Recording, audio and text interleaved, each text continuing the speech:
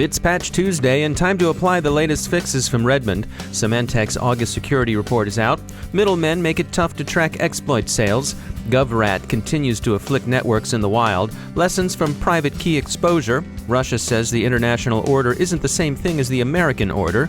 The US and the UK conclude a cyber cooperation agreement. More bogus apps for Pokemon Go. And could people soon be asked to stand and remove their hats for City Escape?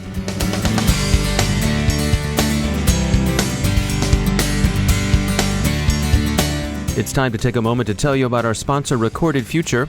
Recorded Future is the real-time threat intelligence company whose patented technology continuously analyzes the entire web to develop information security intelligence that gives analysts unmatched insight into emerging threats.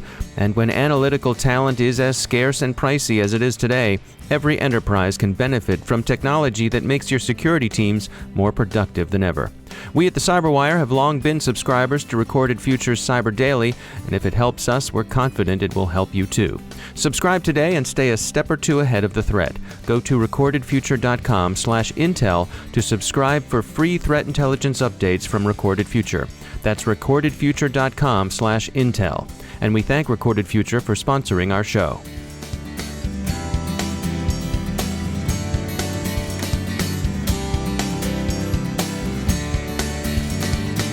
I'm Dave Bittner in Baltimore with your CyberWire summary for Tuesday, September 13th, 2016. Today is Patch Tuesday and the latest updates from Redmond are out. Microsoft has released a total of 14 security bulletins for September. 7 of them are rated critical, Microsoft's highest severity rating, and the other 7 are rated important. All versions of Windows are affected, as are Microsoft Office, Microsoft Exchange Server, and both of Microsoft's browsers, Internet Explorer and Edge. Microsoft is revamping its patch distribution policy in October. This is the last Patch Tuesday but one to follow the old policies. Beginning with October, Microsoft will distribute pre-Windows 10 patches in a cumulative roll-up. Windows 7, 8.1, Windows Server 2008, and Server 2012 are all affected. The new policy is controversial among some, principally app developers, who will no longer be able to pick and choose which patches to apply. Microsoft says the new patch delivery system will be easier on users and will help admins avoid the fragmentation of different devices patched at different levels. Whether you agree with Microsoft or the dissenters, remember that patch management is one of the most important steps an enterprise can take toward better cyber hygiene. Symantec has released its August security trends report. It finds a rise in the number of malware variants circulating in the wild. It's difficult to count these, but by Symantec's reckoning, there are some 45.5 million variants out there, and there's a drop in attacks. The disruption and decline of various old standby exploit kits appears to account for this trend. Observers are looking at recent incidents and drawing some lessons from them. Those who've been interested in tracking the sale of the Pegasus iOS lawful intercept tools found on the phone of an Emirati dissident have tracked the product itself to Israeli firm NSO Group. Determining who actually bought and used it is cloudier. It's generally believed that the spyware was installed on the iPhone in question by the government of the United Arab Emirates, but the sale proceeded through middlemen in ways that Motherboard says are difficult to untangle. This is thought by many to be a general problem with the lawful intercept and exploit broker markets. The GovRAT Trojan InfoArmor described last November is now out and afflicting U.S. government personnel in a version 2.0. It's more difficult to detect than earlier versions of the malware. GovRAT can, InfoArmor says, intercept files users download and replace them with malware. StealthBits Technologies' Brad Boosie shared some thoughts on the malware with the CyberWire. Quote, GovRAT and GovRAT 2.0 are highly sophisticated malware packages that feature the ability to steal files, remotely execute commands, upload other malware variants, and monitor network traffic, he said. The malware is particularly effective because it uses stolen certificates as an aid. The GovRAT database also contains about 33,000 stolen credentials from a wide variety of accounts. Boosie advises AV vendors to replace digital signatures and certificates on the grounds that they can't know which have been compromised. He advises enterprises to have users reset passwords. Quote, until passwords have been globally replaced with a new identification system, web and application hosts need to become part of the solution to protect against credential abuse. End users will rarely preemptively change passwords unless forced to do so. End quote. We also heard from Balabit's Csaba Kresne. Quote, GovRAT 2.0 once again highlights the password threat again, as it exfiltrates such data from network traffic, end quote. The lesson he draws from this incident and others is the necessity for monitoring behavior on networks, especially given the frequency with which credentials are compromised.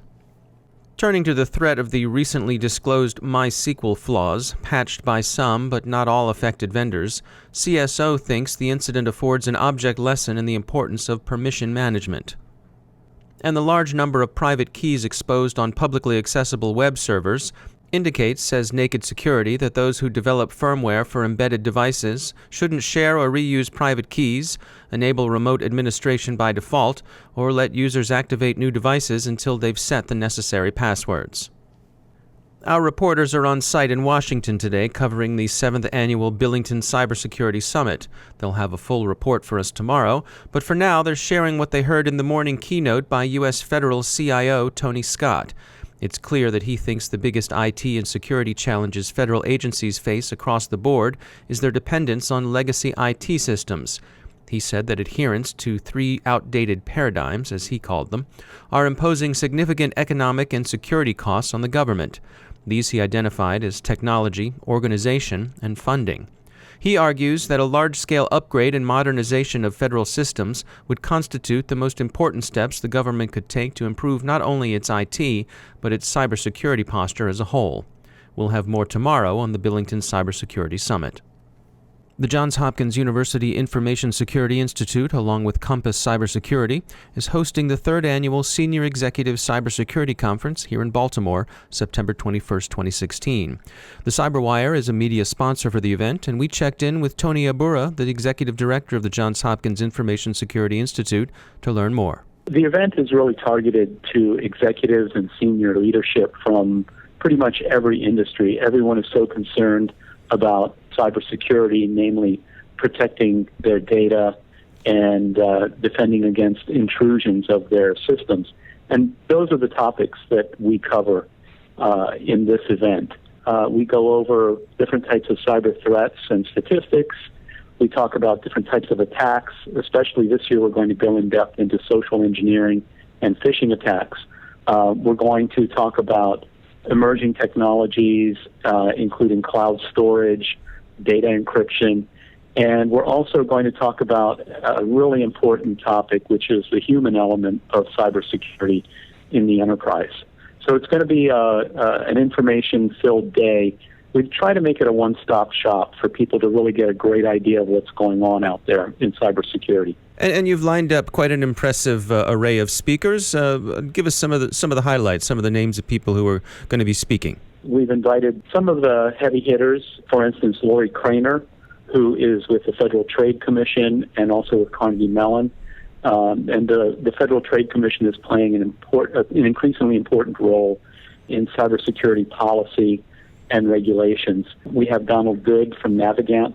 We have Bob Olson from our partner on this from Compass, talking about the security landscape. We have a couple of people from the Applied Physics Lab at Johns Hopkins talking about, this is fascinating, the anatomy of a breach, which I'm really looking forward to.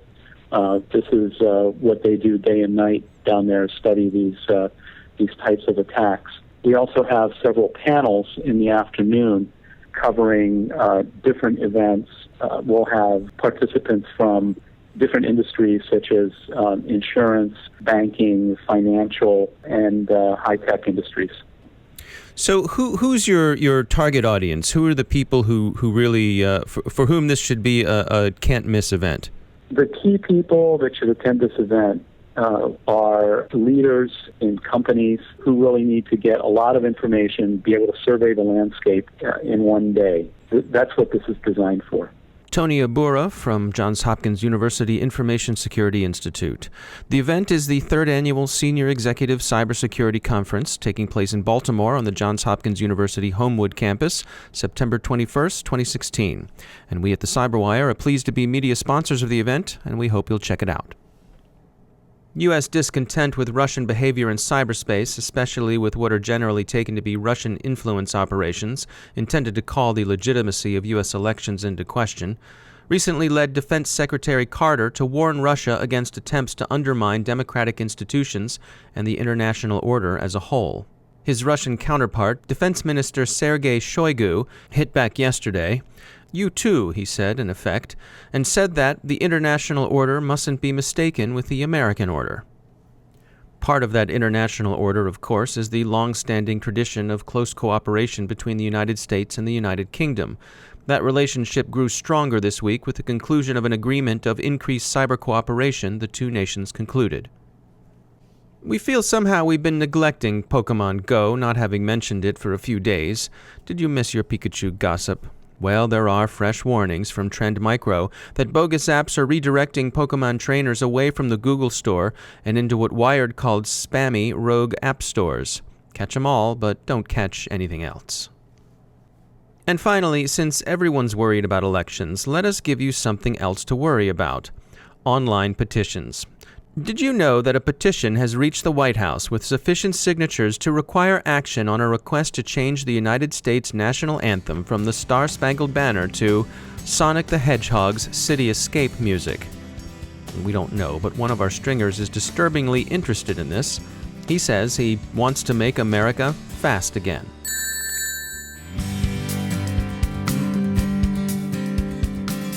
Time for a timely message from our sponsors at E8 Security, putting your data together with E8's analytics for security that can handle the unknown unknowns. Consider what might warn you off to malware on your system. Listening or running programs on a rare or never-seen-before open port is one of them. It's easy to say that, but could you say what counted as rare or never seen before? Or would that information jump out at you as you reviewed logs? If you had time to review your logs, and by the time the logs reached you, the news would be old. But E8's analytical tools recognize and flag the threat at once, enabling you to detect, hunt, and respond. Get the white paper at e8security.com/DHR and get started. E8 Security, your trusted partner. And we thank E8 for sponsoring our show.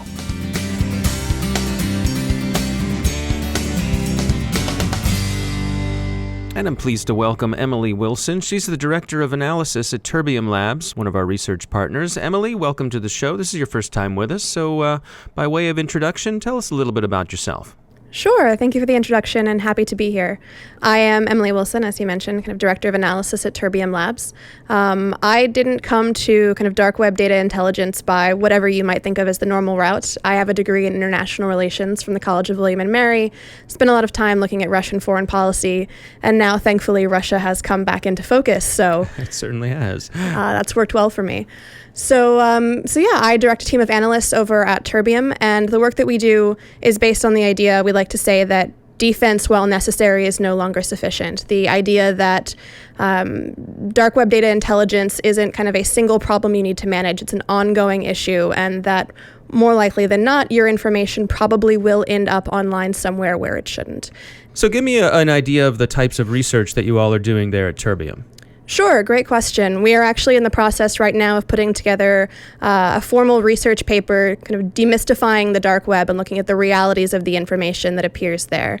One of our technologies that we use at Terbium is this kind of massive scale dark web crawler. And so using that same technology, we're able to go through and ask interesting questions. You know, what is the dark web? What kind of content appears there? Is it legal? Is it illegal? Is it mostly drugs or weapons or fraud?